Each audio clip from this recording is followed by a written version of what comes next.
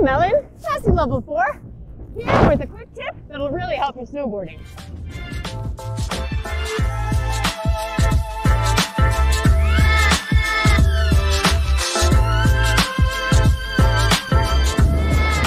Snowboarding, we're always talking about trying to make sure that we're turning from the lower body as we ride. But what does this really mean? So the lower body is turning from our core below our belly button and then turning from our hip in our hip socket. Then why in the world do we talk about steering with the knees? Well, let's take a look at this and find out. So turning from the knees is really important as well. The thing is that our knees form this really good leverage point for us. The more bent the knee, the longer the lever to transmit the force from our hips down into our snowboard. You're probably pretty familiar with the concept about leverage anyway. It's kind of like every time you tighten your bindings with a screwdriver, this is how it works.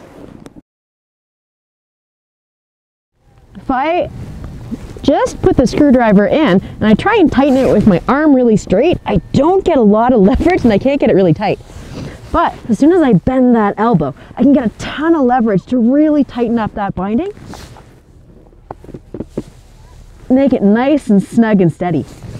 My bent elbow is making a longer lever to transmit the force from my shoulder and my body to tighten things up.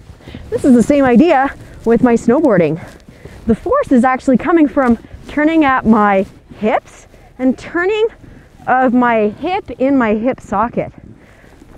When my knees are really straight, there's not a lot of that force that's being transmitted down to the snowboard. But as soon as I bend those knees, just like my bent arm to tighten up my bindings, that force really gets transmitted all the way down and through.